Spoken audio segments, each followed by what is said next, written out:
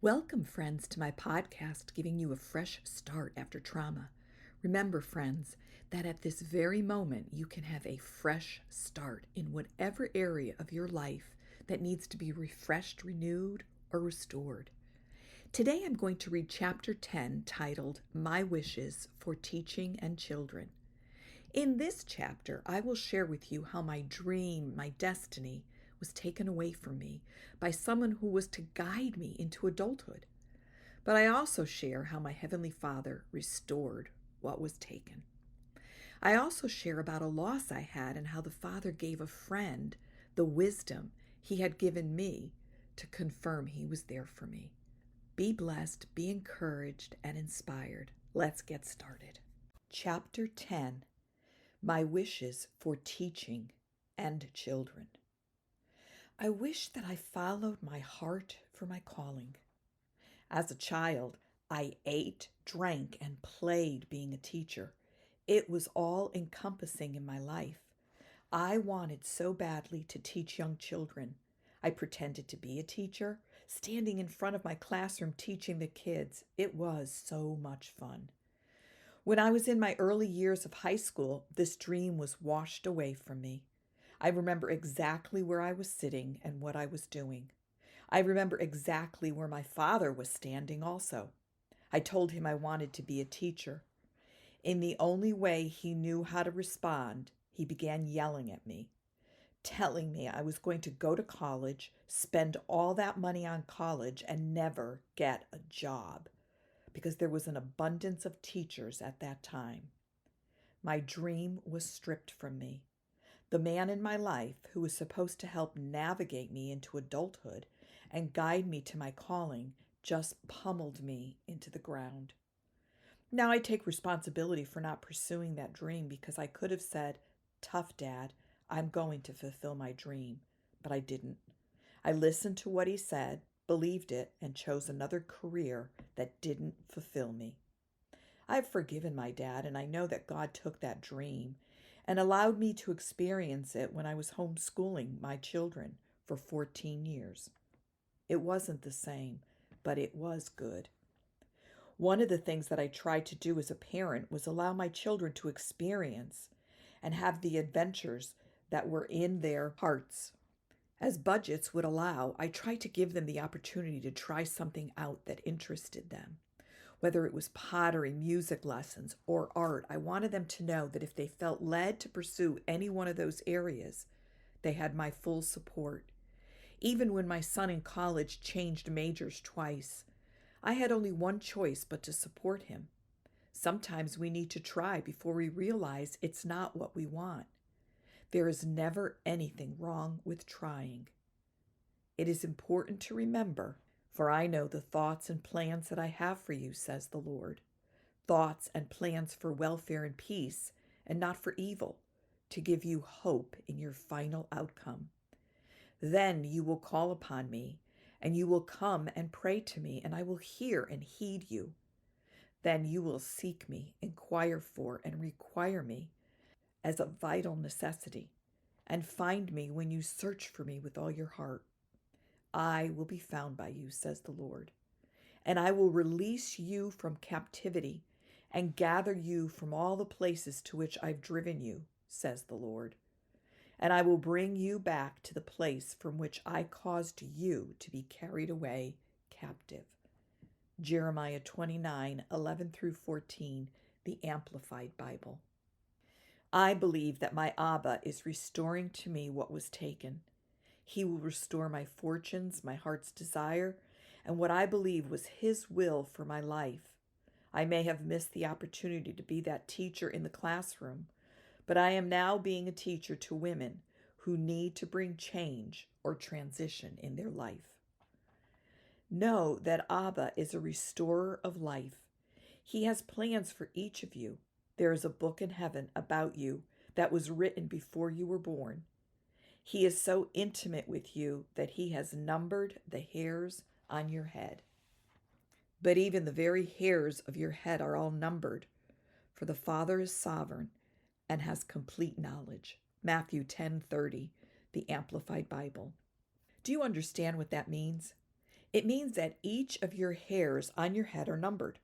So when hair number 1305 falls out, he's fully aware. He's not surprised or wringing his hands in worry. Do you know that he rejoices over you with joy? The Lord your God is in your midst, a warrior who saves. He will rejoice over you with joy. He will be quiet in his love, making no mention of your past sins. He will rejoice over you with shouts of joy. I will gather those Israelites in captivity who grieve about the appointed feasts. They came from you, O Zion, on whom the reproach of exile is a burden. Behold, at that time I'm going to deal with all your oppressors. I will save the lame, I will gather the scattered, and I will turn their shame into praise and renown in every land where they have suffered. At that time I will bring you in. Yes, at the time I will gather you. For I will make you a name and a praise among all the peoples of the earth. When I restore your fortunes and freedom before your eyes, says the Lord. Zephaniah 3:17 through 20, the Amplified Bible. He is there for you. He rejoices over you. He will deal with those who have oppressed you. He will gather you to him and will restore to you what has been taken. How could we not love and trust an Abba like that? How can we not believe that he is a good and loving Father? Wash away the lies about him and begin to drink in the truth about who he is for you.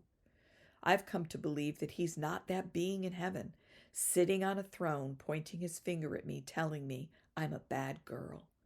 He is rejoicing over me with joy. He's doing the same to you. Just believe.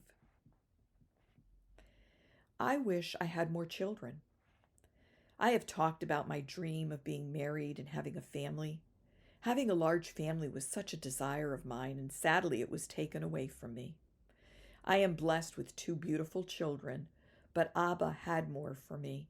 He promised that I would have a third child as the result of a healed marriage. For several years, I waited for the fulfillment of that child. Finally, in 1998, I became pregnant, but my marriage was a mess, almost at the worst it had been. My pastor said, well, the Lord has 9 months to bring that healing. Okay, I thought, he'll zap my husband into righteousness and all will be well. Unfortunately, it doesn't happen that way. One thing Abba doesn't do is take over our will. He gives us free will. He will speak to us, and sometimes it can be thunderous, but many times it's a still, small voice. He will encourage us, send people to minister to us, and speak truth over us, but to take over our will is not something he will do. My husband had his own wounds that needed to be healed, and if you are not seeking the Lord, it's hard to receive that healing. So not only was my marriage not getting healed, but my promise of a third child was taken from me. Now let me step back a little and share this story. About 2 to 3 years prior, a woman from my church gave me the word that I would have a third child as the result of a healed marriage. It was a confirmation to me because Abba had told me that already. I wrote it in my journal. Not only did he tell me that I would have a third child, but he also gave me the child's name. I wrote that in my journal as well. So when I became pregnant for the third time, I was searching for my baby's name. I couldn't find where I wrote it. I asked Abba to remind me of his name. I did remember it was a boy. He told me Jonathan. My children and I were so excited. Unfortunately, I don't believe my husband was. But my children and I rejoiced and couldn't wait until baby Jonathan came into our lives. Much to my sadness, I lost baby Jonathan. I couldn't believe it. My third child was gone, and my marriage was a mess. Did that mean Abba wasn't going to bring healing within 9 months now? Disappointments hit me from all angles. One night, a sister in the Lord, Denise, called to minister to me. As she was praying, she hesitantly said that the Lord told her the sex of the baby. I said, I know too. What did he tell you? She said, it was a boy. I agreed. She then proceeded hesitantly to say, and the Lord gave me his name. Now I'm really intrigued. I asked what? She said, Jonathan. We both wept. How good is our Abba? Can you believe that my Abba wanted to give me comfort and he shared these precious things with my sister in the Lord? We just both wept and continued in prayer. But the power of this story doesn't end with my prayer time with Denise. Several years later, I was going through some of my older journals. In a specific journal, I found where I wrote the name of my third child. The name that I wrote in my journal at that time wasn't Jonathan. It was Nathaniel. Could the Lord have prevented me from finding the name back when I was pregnant because Jonathan wasn't going to be my third child because of a healed marriage? I don't know for sure, but one day when I get to heaven, I will see my Jonathan. Where is my Nathaniel? My physical Nathaniel did not happen. I am neither married nor at an age to even bear another child. But when I found this journal entry, Abba began speaking to me about what my Nathaniel meant. Remember, when we get a word from the Lord, we need to sit with him and get a greater understanding. What was that understanding? I would have a third child, Nathaniel, as the result of a healed marriage. My healed marriage, or my healed relationship, was always about my father. It was about being healed from the wounds that were in my heart about who I was made to believe he was and what I chose to believe he was. It was the wounds in my heart to be restored and reconciled back to him in truth. That third child would be Nathaniel, which means victory. I would have victory in my life with my restored relationship to Abba. Understand that the most important relationship we can have is with the Father, Son, and Holy Spirit. Until that relationship is healed, restored, and reconciled, we can never have the fullness of other relationships. I never had more children as my heart desired, and one day I will see my Jonathan. Were there other children the Lord desired to give me? Unfortunately, I do not know. Despite the mistakes I've made, he is always reminding me that I am a good mother and he is pleased. Go to him. He so loves you. He so wants to be restored to you. He so wants a relationship with you. Then he just might give you a third child.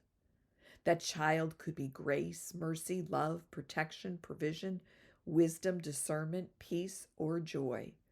Or it could even be something in the natural. He's that kind of Abba.